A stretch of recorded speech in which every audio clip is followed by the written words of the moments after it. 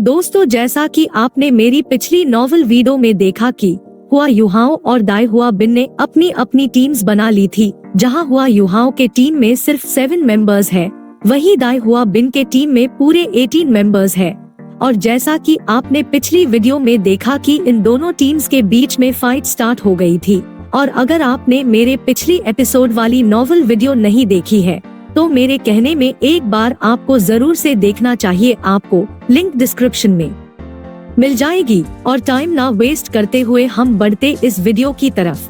हमारा यह एपिसोड भी वहीं से स्टार्ट होता है जहां दाई हुआ बिन के मेंबर्स अटैक करने के लिए आते हैं। तो जियाओ जियाओ अनपार अपने कॉन्ड्रिल से अटैक करती है, जिसे देखकर के दाई हुआ बिन के टीम का एक सीनियर काफी ज्यादा चौंक जाता है और यह सभी को केयरफुल रहने के लिए कहता है। तभी हम देखते हैं कि हुआ युहाओ और वोंगडोंग इसी मौके का फायदा उठाते हुए अपनी फ्यूजन स्किल टेक्निक को इस्तेमाल करना स्टार्ट कर देते हैं, जिस वजह से आसमान के अंदर एक लक्ष्मी ब्राइट आई अपीयर होती है, जो कि वोंगडोंग और हुआ युहाओ की एक नई अचीवमेंट होती है। जब वोंगडोंग हुआ युहाओ को स्पिरिट फ्यूजन के दौरान हक कर रहा होता है तो यह मन में कहता है, वैसे तो हम ऐसा अपनी स्पिरिट फ्यूजन को रिलीज करने के लिए करते हैं, लेकिन हम दोनों का एक दूसरे को हर बार हक ही क्यों करना होता है, और वह भी सभी के सामने। यह चीज सच में काफी एम्बेरसिंग है। इधर इस स्पिरिट फ्यूजन को देख मास्टर जुएनजी काफी चौंक जाते हैं और तभी उस लक्ष्मी बटरफ्लाई में से एक गोल्डन लाइट बाहर निकल के आती है और यह अटैक अपोनेंट टीम को पूरी तरीके से हिट कर देता है। और जब दाई हुआ बिन इस अटैक के लपेटे में आ रहा होता है तब दाई हुआ बिन को आखिरकार सब कुछ समझ में आ जाता है कि क्यों हेडमास्टर यान ने ऐसा कहा था कि इसके व्हाइट टाइगर के पास भी ऐसी पावर नहीं है जिससे कि यह हुआ युहाओ के fusion skill bright golden road के अटैक को रोक पाए। और तभी दाई हुआ बिन मन में कहता है, यह एक मेंटल टाइप स्पिरिट अटैक है, मेरी कॉन्शियसनेस जा रही है और मेरे स्पिरिट एजेंट्स और सब कुछ व्हाइट होता जा रहा है। और फिर हम देखते हैं कि दाई हुआ बिन और बाकी के सभी मेंबर्स गोल्डन स्टैचूज में बदल गए होते हैं और एक बार यह मिस्ट हट जाती है तो पूरा अरीना चमचमा रहा होता है। और इस नजारे को देखकर सभी के काफी तगड़े वाले होश उड़ जाते हैं और हेडमास्टर जुएनजी सोच में पड़ जाते हैं और यह मन में कहते हैं कि यह परिणाम लक से नहीं मिला है, यह काफी ज्यादा केयरफुली सोची गई स्ट्रैटेजी है। हुआ युहाओ पास पूरी अच्छी तरीके से पकड़ है अपने टीममेट की स्ट्रॉन्ग और वीक पॉइंट पर, और यह इन सभी की कैपेबिलिटीज को भी काफी अच्छे तरीके से समझता भी है। जो इनके अपोनेंट्स है वो शुरुआत से ही इसके जाल में ट्रैप हो गए थे, क्योंकि उसने ही उन सभी को धीरे धीरे करके इस रास्ते पर लाया और आखिर में एक झटके में ही हरा कर सबको खत्म कर दिया। इन 7 लोगों में कोई ना कोई ऐसा है जिसके पास स्ट्रैटेजी बनाने का एक नेचुरल चैलेंज है, वरना ऐसा पॉसिबल नहीं होता। इस तरफ हुआ युवाओं राहत की सांस लेते हुए कहता है, बढ़िया हुआ, जो कुछ भी मुश्किल लग रहा था वो सब आराम से हो गया। और तभी बेबे कहता है, बहुत अच्छे, इस तरह से हम इनर एकेडमी के और भी ज्यादा करीब आ गए हैं। इस पर जू संशी कहता है, मेरे होते हुए यहाँ पर प्रॉब्लम कैसे होती। इस पर जियाओ जियाओ कहती है, हमारे क्लास प्रेसिडेंट तो सच में काफी अमेजिंग है और मैं अच्छे से जानती थी कि हम जीत जाएंगे। और इस तरफ केतु इस जीत के लिए काफी खुश होता है, जबकि वोंगडोंग भी खुश होते हुए मन में कहता है, हमारे टीम का अल्टीमेट मूव तो हुआ युहाओ और मेरा स्पिरिट फ्यूजन टेक्निक थी। जबकि हुआ युहाओ कहता है, सभी ने बहुत बढ़िया किया। इस तरफ हेडमास्टर जुएनजी अनाउंस करते हुए कहते हैं, यह मैच खत्म हुआ बेबे। जू संशी, जियाओ जियाओ, केतु, हुआ युहाओ, वोंगडोंग, जियांग ननन, इन सभी ने इस टेस्ट को पास कर लिया है। इस चीज को सुनकर वोंगडोंग काफी खुश होता है और यह हुआ युवाओं की तरफ आते हुए कहता है, हुआ युवाओं बहुत अच्छे। इस तरफ जू संशी भी खुश होते हुए कहता है, हम जीत गए। यह बैटल तो सच में काफी अच्छी थी, लेकिन तभी अचानक से जियांग ननन आकर हुआ युवाओं को जोर से हक कर लेती है और खुश होते हुए कहती है, मैं तो काफी ज्यादा खुश हूँ, क्योंकि हमें हुआ युहाओं को उसकी स्पिरिट एबिलिटी के लिए धन्यवाद कहना चाहिए, जिससे हम बड़ी ही आसानी से जीत पाए। इधर इस नज़ारे को देखकर वोंगडोंग के तो होश उड़े हुए होते हैं, लेकिन जू संशी के तो आंखें ही बाहर निकल के आ जाती है और यह कहता है, जियांग ननन, कहीं तुमने गलती तो नहीं कर दी ना, मैं यहाँ पर खड़ा हूँ और इस नज़ारे को देखकर या मन ही मन चिल्लाते हुए कहता है, नहीं, जिससे ये सेलिब्रेटिंग हग मुझे मिलना चाहिए था वह मैं हूँ। और फिर जू संशी काफी गुस्से से चिल्लाते हुए कहता है, हुआ यूहाव, यह तुम क्या कर रहे हो? और इस नज़ारे को देखकर मास्टर जुएनजी भी परेशान हो जाते हैं और यह कहते हैं कि यह बच्चे भी ना।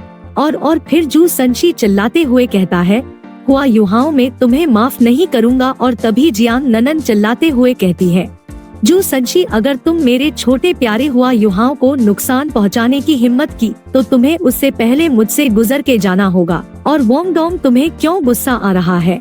इधर हुआ युवा चिल्लाते हुए कहता है, मेरी तरफ इस तरीके से मत देखो। और तभी मास्टर जुआनजी कहते हैं, छोटे बच्चों, तुम लोगों के लिए अच्छा होगा कि तुम मेरी बात सुन लो। मेरे पास एक अनाउंसमेंट है करने के लिए। तुम सातों अगले श्रेक 7 मॉन्स्टर्स होगे और तुम लोग बैकअप टीम होगे अभी के 7 श्रेक मॉन्स्टर्स की। तुम लोग इन लोगों के साथ मिलकर इस स्पिरिट टूर्नामेंट को ज्वाइन करोगे जो कि स्कूल्स के हाई लेवल के स्पिरिट मास्टर्स के बीच में होगा। और जब यह सातों अगले 7 मॉन्स्टर्स और हाई लेवल के स्पिरिट मास्टर्स की बात सुनते हैं तो यह सभी चौंक जाते हैं।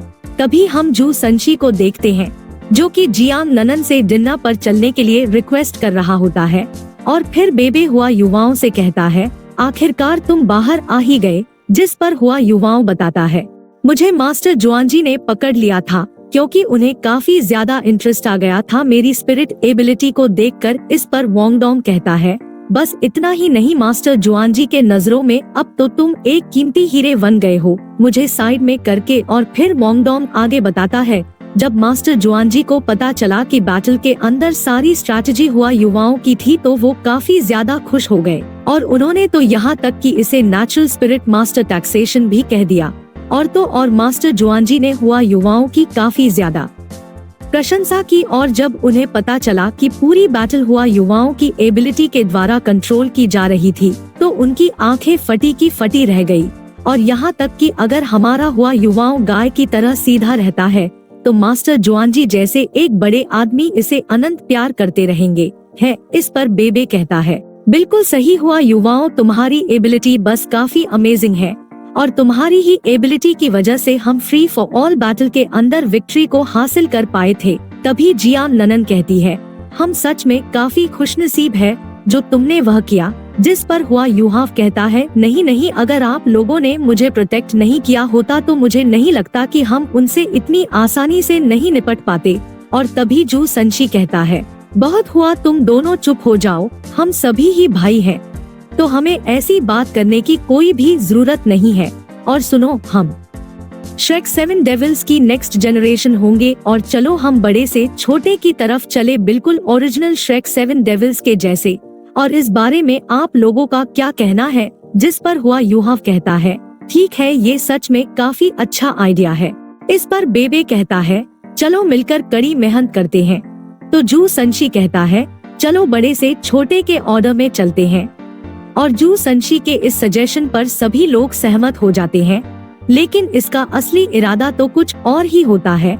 और ये खुश होते हुए मन में कहता है, इस तरीके से मैं जियांग ननन के साथ रह सकता हूँ जिससे हमारे बीच की फीलिंग्स और भी बढ़ेगी। तो और फिर जू संशी कहता है, बेबे सबसे बड़ा है। तो इस पर बेबे कहता है, तो फिर मुझे फर्स्ट बिग ब्रदर बुलाना। जिसके बाद केतु कहता है, मुझे सेकंड ब्रदर कह के बुला सकते हैं। और आप सभी से मिलके अच्छा लगा। और इस तरफ जो संची खुश होते हुए जियांग ननन से कहता है, मैं नंबर 3 पर हूँ, बिल्कुल सी गॉड टांगसन जैसा, तो फिर तुम मुझे 3rd नंबर कहकर बुलाना। जिस पर जियांग ननन कहती है, रैंकिंग सेम है तो क्या पसंद भी सेम होगा, आप मुझे 4th सिस्टर कह के बुला सकते हैं। जिसके बाद जियाओ जियाओ कहती है, मुझे नहीं लगा था कि हुआ युवाओं और वोंगडोंग के बीच में मैं ही सबसे बड़ी होंगी, तो फिर आप मुझे 5th सिस्टर कह के बुला सकते हैं। जिसके बाद 6th ब्रदर हुआ युवाओं बन जाता है और सबसे लास्ट में वोंगडोंग 7th ब्रदर बन जाता है। और फिर हुआ युहाओ वोंगडोंग से कहता है, वोंगडोंग तुम मुझे बिग ब्रदर कहकर बुला सकती हो। जिस पर वोंगडोंग चिल्लाते हुए कहता है, तुम कभी यह सोचना भी मत कि मैं तुम्हें बिग ब्रदर कह के बुलाऊंगा। और फिर बेबे भी कहता है, अगर तुम सभी लोग टैन क्लैन को ज्वाइन करते हो तो इस चीज की और भी ज्यादा मीनिंग बढ़ जाएगी। जिस पर जू संशी कहता है, मुझे ज्वाइन करने के लिए मैं तुम्हें पहले ही अपनी रिक्वायरमेंट्स बता चुका हूँ, इसलिए सबसे पहले जियांग ननन से बात करो और फिर बेबे यहाँ से जाने ही वाला होता है। तभी केतु काफी खुश होते हुए इससे पूछता है, क्या मैं भी टैन क्लैन को ज्वाइन कर सकता हूँ?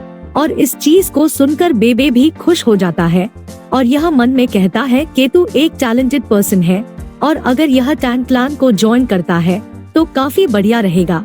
और फिर बेबे खुश होते हुए इससे कहता है, हाँ बिल्कुल कोई भी दिक्कत नहीं है, और चलो मैं तुम्हें अभी चलकर टैन क्लैन के लीडर से मिलवाता हूँ।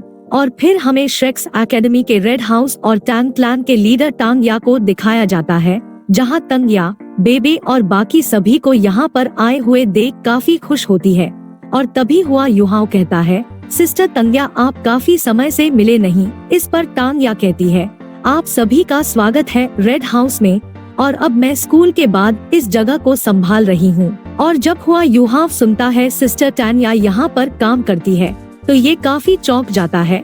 और फिर केतु इन्हें हेलो करते हुए कहता है, क्या यही टैन क्लैन की लीडर है? और दोस्तों इसी के साथ आज का हमारा ये वीडियो खत्म होता है। और आपके लिए एक इम्पोर्टेंट न्यूज है कि मेरा चैनल में वीडियो हर एक दिन बाद आया करेगी, क्योंकि मेरा JEE के एग्जाम्स आ रहे हैं और मुझे वीडियो बनाने का टाइम ही नहीं मिलता है। तो आई होप मुझे समझ पा रहे हो। तो अगले पार्ट के लिए और कमेंट में नेक्स्ट आप जरूर से लिखना। Okay bye, take care.